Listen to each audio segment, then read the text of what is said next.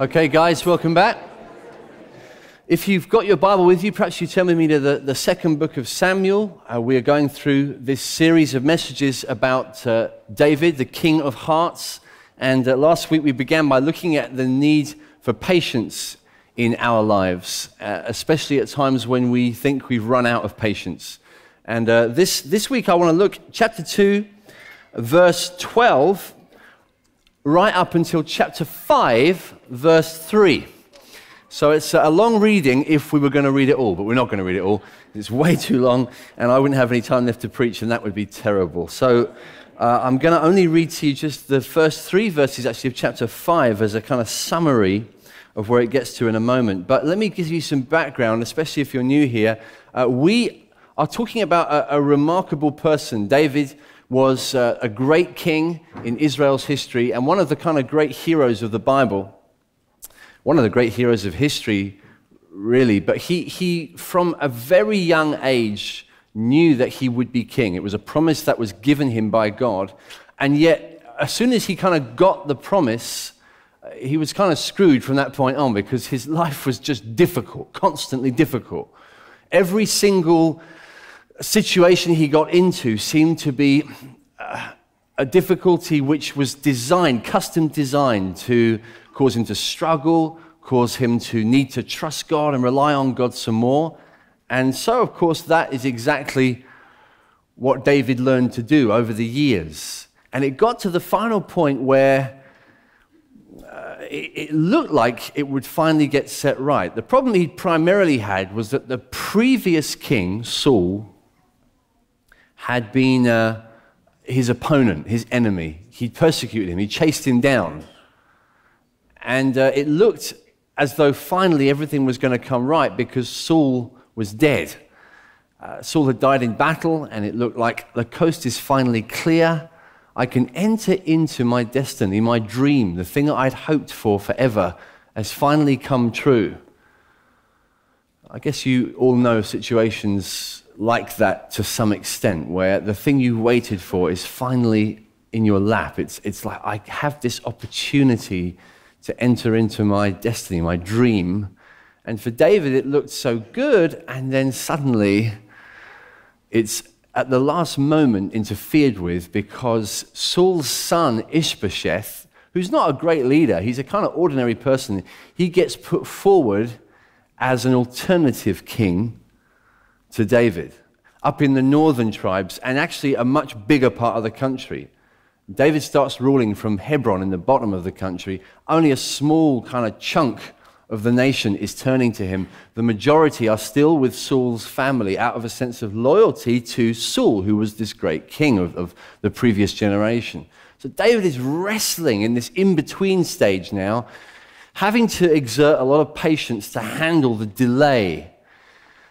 And yet what we find at the end of the 3 chapters that I'm not going to read to you, this extraordinary summary point where it gets to chapter 5, verse 1, then all the tribes of Israel came to David at Hebron and said, "Behold, we are your bone and flesh. In times past, when Saul was king over us, it was you who led out and brought in Israel. And the Lord said to you, you shall be shepherd of my people Israel, and you shall be prince over Israel." So all the elders of Israel came to the king at Hebron, and King David made a covenant with them at Hebron before the Lord.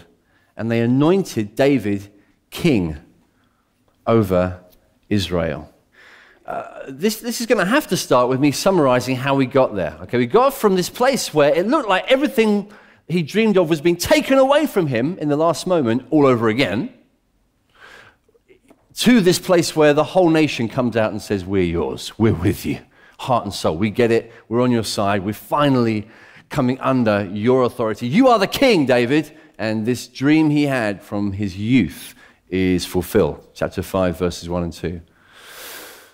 How do we get there? Well, the route through to this is basically a civil war. And it's kind of violent, it's kind of slow, it's kind of interesting. It reads a little bit more like Game of Thrones than what you might expect when you open your Bible. It's got a lot of strange moments in it, and it's kind of Well, it actually starts with a moment that's a little bit more like Hunger Games, because you get this strange situation where Joab, who's David's commander-in-chief, David's kind of hatchet man, and Abner, who is the guy who put Ishbosheth on the throne. Abner is Saul's commander-in-chief.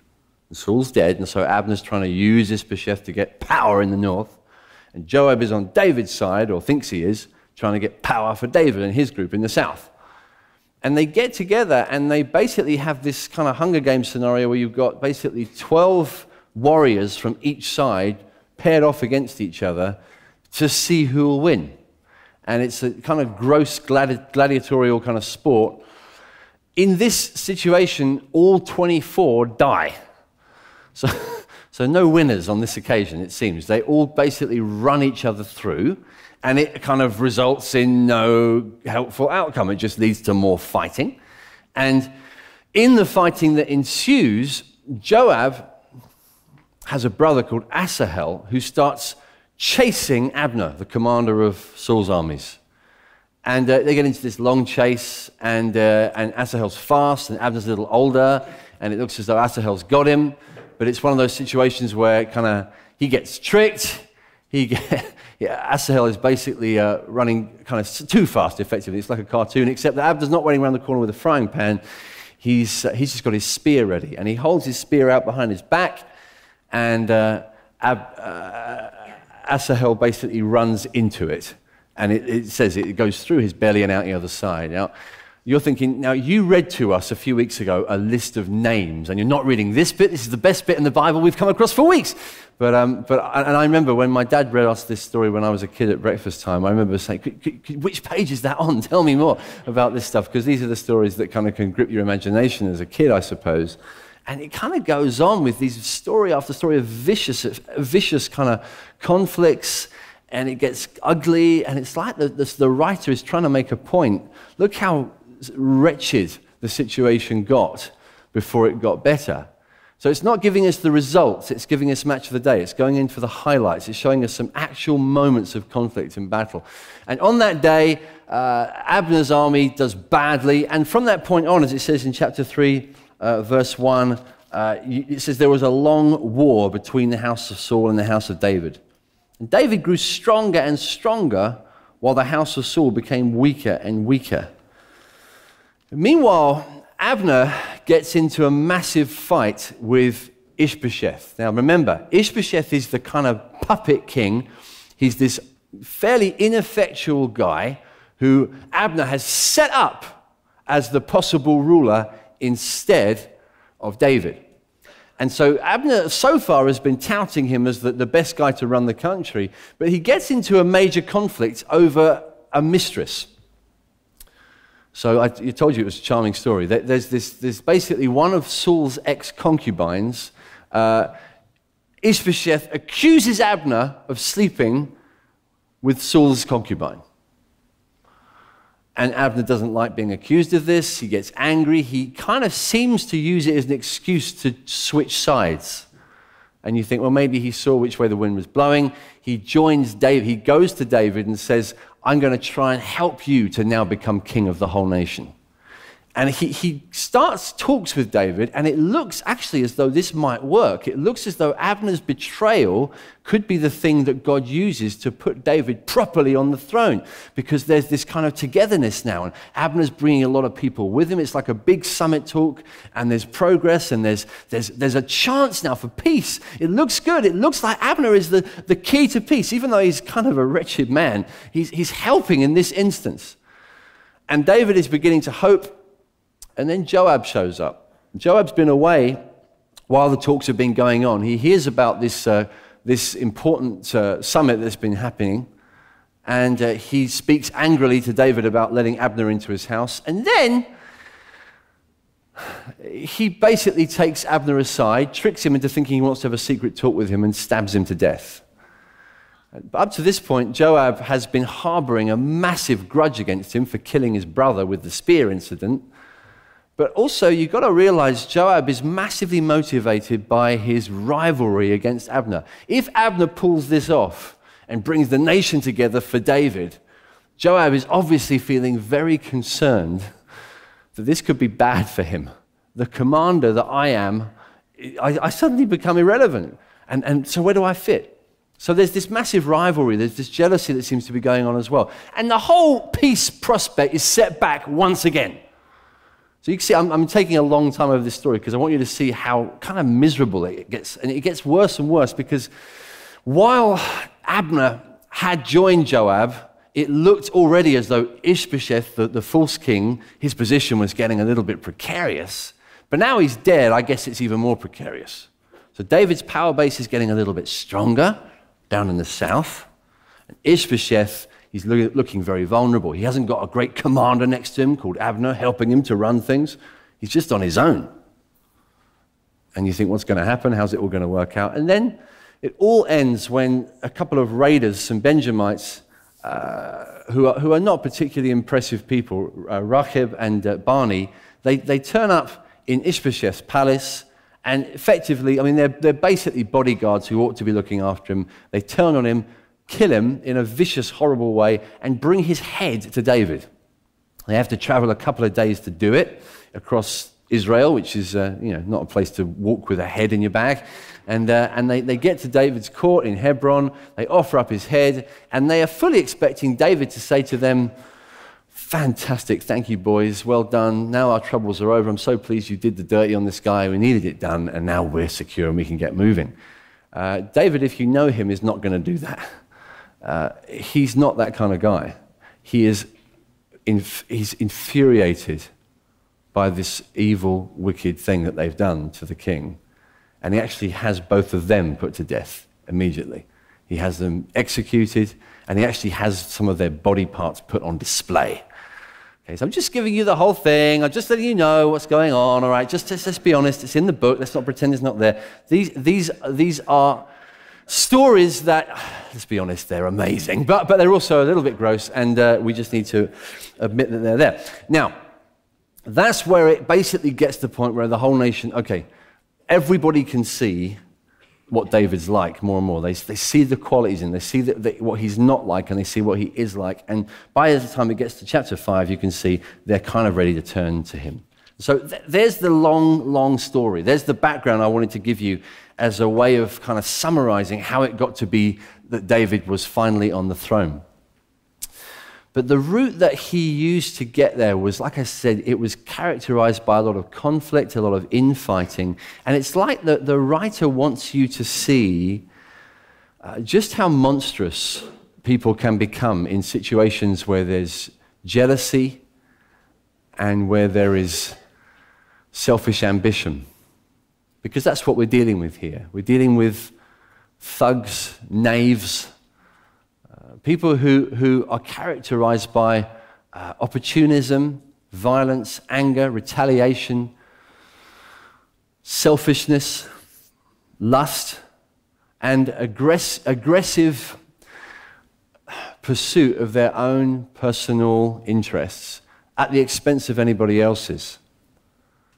And it just keeps coming, this kind of constant kind of story of fighting, murder, violence, attack. It keeps going back and forth and back and forth. And violence begets violence. As we see in life all the time, we see in the newspapers, we see in the Middle East situation, retaliation often is the way that the kind of story seems to be unraveling itself again and again and again. And I suppose if we're not careful, we can miss the more immediate application because of the violence. It's such a violent story. It seems kind of, most of us, between now and next Sunday, we're not going to be dealing in Brighton and Hove with situations quite like this, with decapitations and people's hands being cut off and put on display. And it's not characteristic of doing your shopping in George Street particularly. But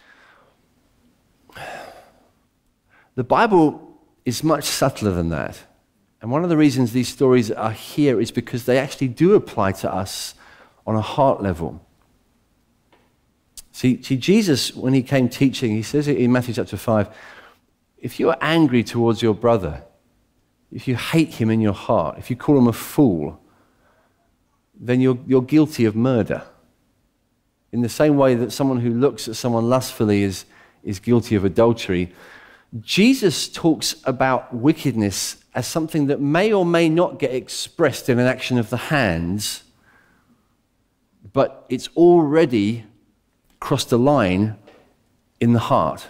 Something has happened internally that God sees and God equates with the actual expression of that sin. He's not saying it's exactly the same thing, but he's saying the seed of it is actually there in the heart already.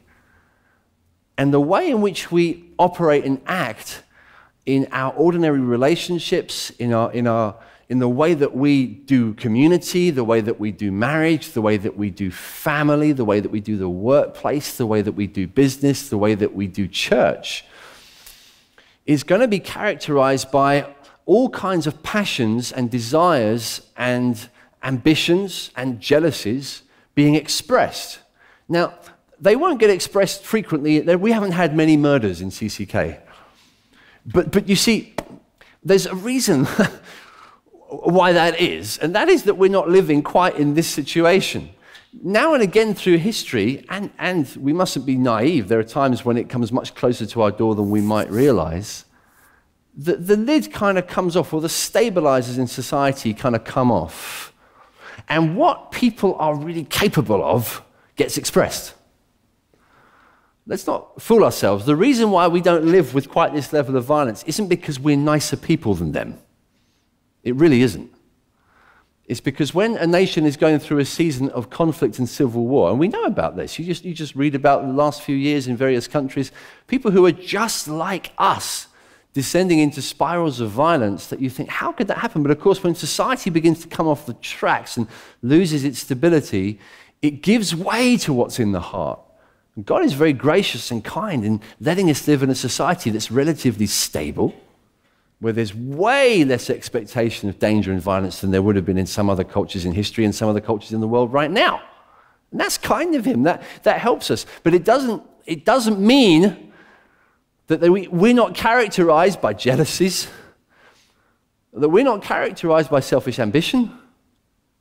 I mean, the New Testament puts it really clear when James, Jesus' older brother, writes in chapter 3 of his letter, which is just parked outside Hebrews, where jealousy and selfish ambition exist, there will be disorder and every vile practice. It's interesting that he even says in the same kind of chunk of scripture, you get down to chapter 4, verse 1, which I don't think will come on the screen. What causes quarrels and what causes fights among you? Is it not this, that your passions are at war within you? You desire and do not have, so you murder.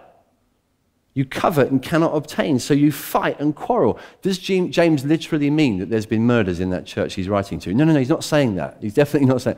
He's kind of saying, look, this is the characteristic of this expression of the heart when the lid comes off.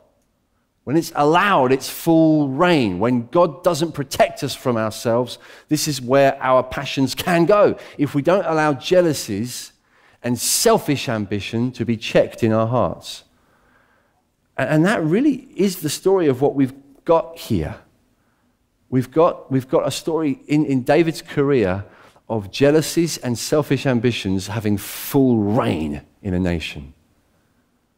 God's kind enough to give us these stories to say, look, be warned. This is the destruction. This is the pattern of life that you fall into. And though it might not end literally in violence in many of our cases, the violence we do with our words, with our gossip, with our attitudes towards one another, with our insults, with our tricks or even our passive aggression, these things are still destructive and harmful and create a harvest, as James says, a harvest of destruction in lives and in communities. God warns us. God's kind to us. God draws our attention to the danger of it to help us to avoid what can go on. You can even see how religion can get brought in to play a part in this. The bad guys in these stories, they're still religious. They're not beyond using the name of God in the way they conduct these situations. So the guys that bring David's news to him, the guys that bring the head of Ishbosheth to David. You can get it in chapter 4, verse 8.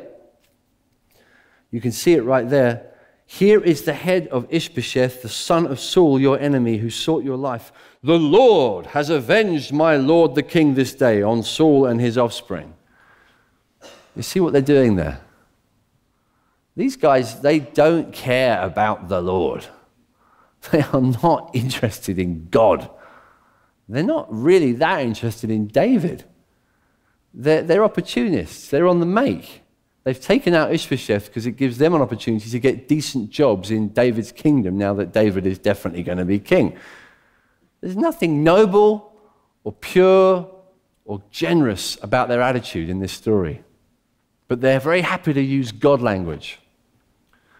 You know, I guess even as a pastor, I'm often aware and stunned by the way in which we can use God language in situations where we're being completely ungodly. And some of the letters or emails that you get, or some of the comments that get thrown around, and we throw in a verse or two, or we say, well, I'm very concerned about the purpose of God in this church. I'm very concerned about bringing even news to me. Joel, I'm just very concerned about this brother sharing some information. I'm thinking, I'm really not sure if what I'm hearing is concern for the brother. What I'm hearing is jealousy.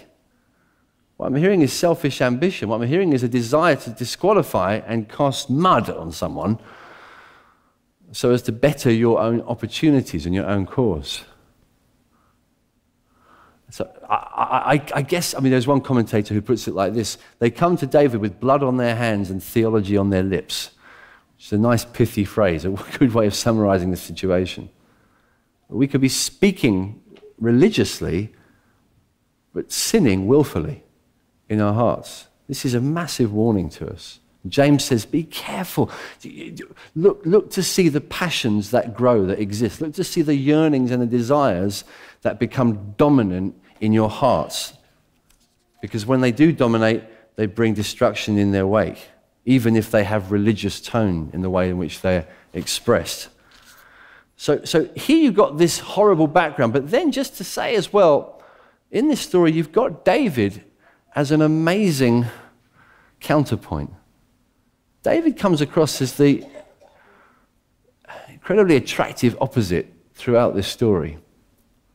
His way, in many ways, he kind of seems like the kind of perfect foil, the opposite character. He's patiently watching. He's not grabbing. He's not involved in the violence. When people go off to kill, like Joab killing Abner, thinking I'm doing this for my master David, David turns up at Abner's funeral and follows carefully in procession and writes a song in honor of Abner. David is full of praise for Abner, who was his enemy.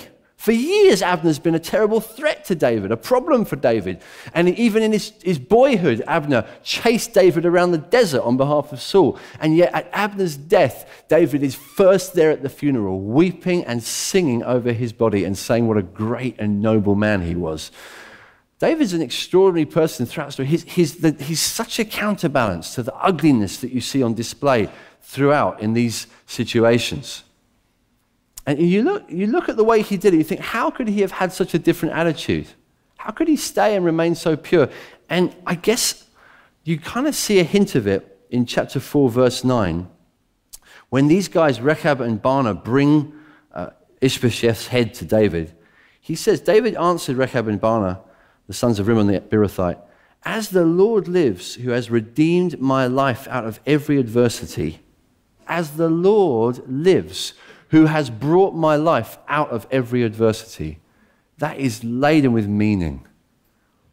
See, David is such a different character. He's such a different person to these others. Why? Because he is so aware of God's faithfulness.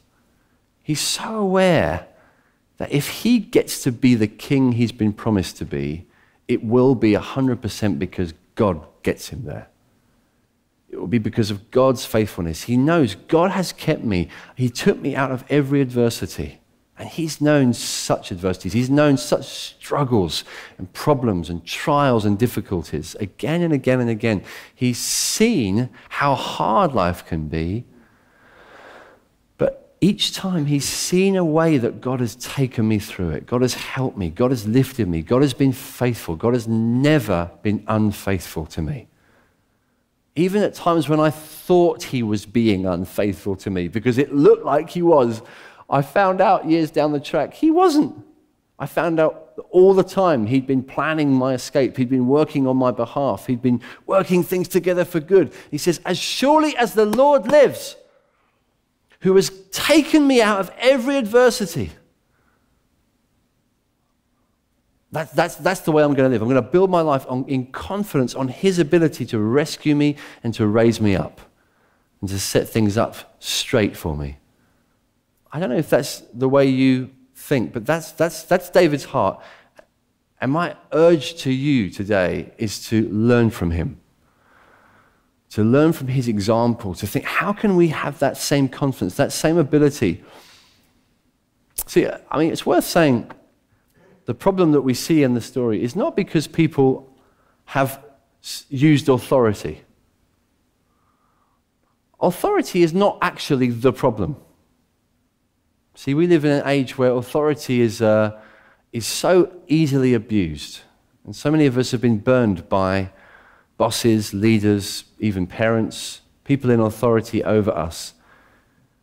And we live in a culture which tends to level everything anyway, that we're very passionate about our democracy, about our equality. We don't really want the power to be shored up ever in one person. We don't trust the one person. We don't like the possibility that one person could have that power. And so we want to spread, we want to equalize, we want to make sure that everybody's on the same page.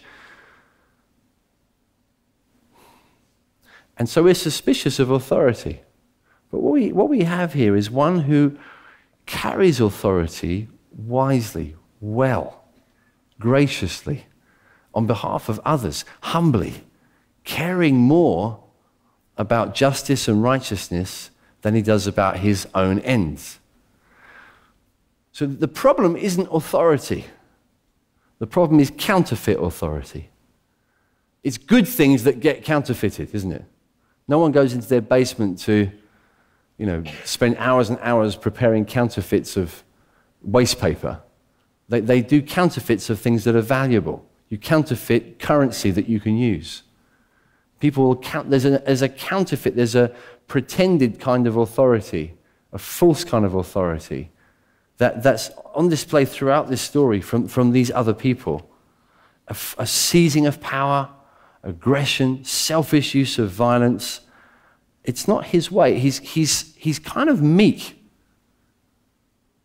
He's kind of got power, but he uses it wisely. That's a word we don't often use, the word meek. The actual English word for meek, it's got association with when a horse has been trained properly, when it's been broken, when it's got the bit in its mouth and it's been through a process of being harnessed and prepared and saddled and useful. And meekness is not the absence of strength, in other words. David is incredibly strong. For all kinds of reasons, he's strong. He has got a mighty army by now, some very impressive people, like Joab, for example.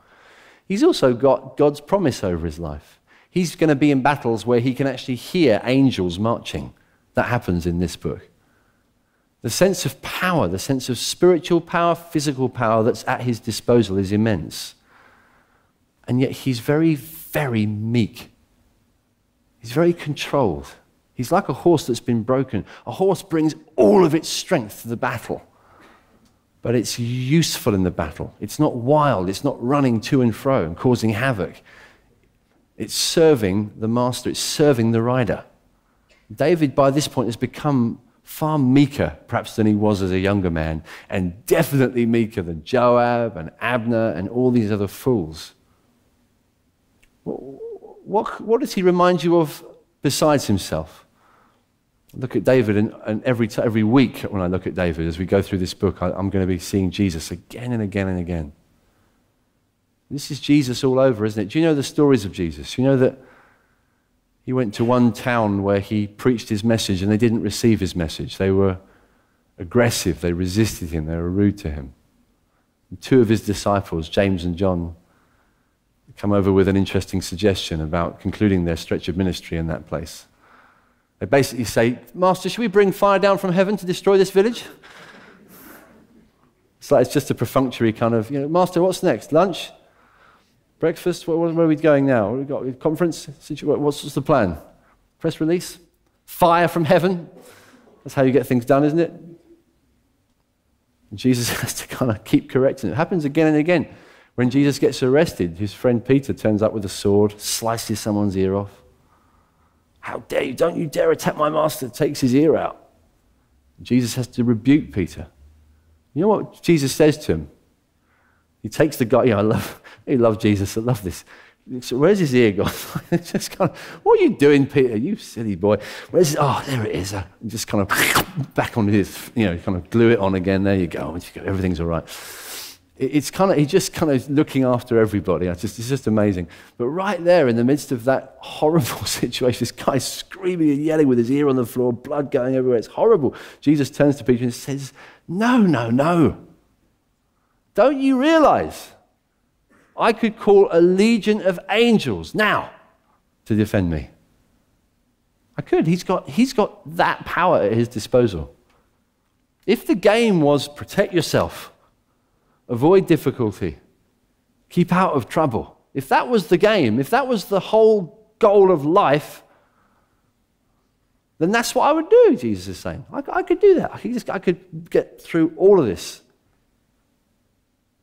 He did on one occasion. You know the story when the crowds came to throw him off a cliff? It says Jesus turned and walked through the crowd. That's quite a trick. Just turns and walks. Everyone's trying to, I don't know what happens, on a force field or something. Amazing authority and power. But his use of it was for justice, for kindness, for mercy. Ultimately, friends, for his Father. He comes into the world from the Father to show us how to relate to the Father. And because he knows how to relate to the Father, he knows how to relate to power, how to relate to authority. So you need to understand the Bible is a story of God offering authority to the human race. And the human race misusing it from the beginning. That's our story. It's not that authority is wrong, it's just that we've taken the wrong version of it. God says to the man and the woman in the garden, says, I give you this world, I give you this garden, subdue it, conquer it, lead it, rule it with authority on my behalf. And then the serpent comes to them and says, I can make you to be God. Both are offering authority. One is offering legitimate, righteous authority. The other is offering grab it now authority. And Adam chose the grab it now authority. Jesus, the second Adam, comes into the world with huge promises. The Father has said to him, ask me, I will give you the nations of the world as your inheritance. God has promised his Son, not just the kingdom of Israel like he promised David, but the nations of the world are going to be yours, my son. That's the promise. That's the inheritance. Someday, all this will be yours. Jesus goes through life, pain, obscurity, people ignoring him, people mistreating him, misinterpreting him, misrepresenting him. He goes into the wilderness for a time of testing in the desert, 40 days fasting, no food. The devil comes to him. He says to him, I will give you the world's power if you bow down and worship me. In other words, you won't have to go to the cross. You won't have to go through all the pain of being cast off from society, taken outside the city and whipped and beaten and nailed up to a tree. None of that will have to happen. Bow down to me, I will give all the world to you. All of the power, all that has been promised to you. Isn't the devil clever? He promises us the thing that God would give us anyway. And so you can, if you're growing up in our culture, you can be nervous of the idea of authority at all. Am I allowed to be ambitious? Am I allowed to desire authority and influence? Is it a good thing to be ambitious in my career? to want to do more? Is it a good thing that we desire that we reach more people with the gospel? Is it a good thing to desire to have that kind of power? Well, it can be. It can be. It depends who you're trusting to get you there. David has to say to these guys, you just don't get me, do you? You take a guy's head off, you kill him, and you come to me saying, we've done it for you, we sorted it out. David, we've solved your problem. David's saying, I've never needed people like you to solve my problem. I'm trusting him. I know he's good. I know he's faithful. He will get me through this. He will raise me up in due time. And you need to know, whoever you are, being ambitious to do something great for God in your family, in your marriage, in your workplace, being raised up by God to achieve something, there is no sin in that. There's no intrinsic sin in that. It's what God wants to offer you. God wants to offer you things, and what you have is an enemy who will offer you shortcuts, will offer you sinister ways through. And God will watch our hearts to see the way we trust, see the way we're confident. See if we remind him of his son who said, my food is to do the will of my Father, to finish his work. If we're like his son who said, I can do nothing without my Father. The Son does nothing without the Father. That's the way Jesus operated. He came into the world and showed to all this foolish race of Adamites, descendants of Adam, who've got it wrong. Jesus comes as the second Adam, the perfect man, the righteous one, who knows how to handle power, and he's meek. He's amazingly tender. He's amazingly controlled. Not that he isn't strong. Not that he can't be frightening. I mean, you ask the people that watched him clear out the temple when there were tax collectors, when there were people raising money in the temple to prevent people being able to come in and worship, stopping people being able to worship God. You can't come in here. You're not allowed in here unless you pay our tax.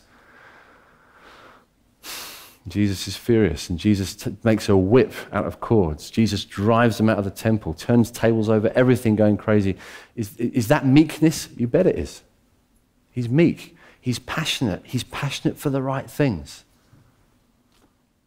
You know, his disciples said on that day, they noticed him and they said, zeal for your house consumes me. That's a verse they quoted from the Psalms. They're saying, look at him. That's what it means when it says that. Passion, in other words, the word zeal, Greek word zelos. Passion for your house consumes me. I'm consumed with passion for you. And because of that, I'm not really all that interested in my career prospects in that selfish sense. I'm interested in your great purpose being fulfilled. I'm ambitious. I can't stop myself. I'm so ambitious for your honor, for your name, for your glory. It comes out. I can't hold that back. That's meekness. David is furious with these men. He has them executed. It's horrible. Well, there's a statement there about the justice of God. He's meek. He uses power carefully in the interest of righteousness and justice. He won't let murderers go free. He sees to it that things are put right. Jesus will one day see to it that all things are put right. He's filled with passion to see that it's so. And to be changed so that we're more like him is to be filled with the same passion. Remember, I read from the book of James, and just as a kind of New Testament version of that issue that we noticed, James is talking to these people who are just like these fighters, these tribal warriors in David's day. And he says to them, what causes quarrels and what causes fights among you? Is it not this, that your passions are at war within you? Your passions are at war. What is driving you? Well, you have passions that drive you. You have things that have become the most important thing in your life. And they drive you to jealousy, they drive you to selfish ambition, they drive you to rage, they could even drive you to violence. And some in this room, you have been violent, literally, physically violent, in the interests of your selfish ambition. Others, it hasn't been your hands, it's been your lips, it's been your actions in other ways. It's been your scheming, your party spirit. James is very straight. Your passions are at war within you. How do we deal with these passions? Try and squash them down? Try and quieten them? Doesn't really work, does it? You can't change yourself like that. What you need is to have a new passion. What you need is to have your life interrupted by a new desire, a new longing for God and for His purpose, so that passion for His house consumes you. I want to know more and more what that is, to be so passionate and zealous for His house, for His plan, for His purpose in my life and in your life, in this church and beyond. I need Him to help me with that. I haven't got the power in myself to do that. But a huge part of it is in that clue, where David says to these men, the Lord has rescued me from every adversity. The Lord does it. The Lord rescues you. If you know He's rescued me so far, He's kept me safe from problems I've been in, He's brought me here, even here today on a Sunday, He's brought me through difficulties in my life, He's forgiven me for my sin, He's cleansed me from the past, He's called me His child. To know more and more, like David knew in his soul, the Lord is so good to me. To be dwelling on that, dwelling on in thankfulness, on His kindness and grace. Not actually dwelling on our failures, but dwelling on His grace and His mercy. To be so overwhelmed in the way that this man was, is to be set free from other passions. People who are full of gratitude are not jealous. Do you hear that? People who are overwhelmed with God's mercy are not selfishly ambitious. They're just not. They're free from it. They're free from it. They're full of passion, full of ambition, but it's at God's disposal.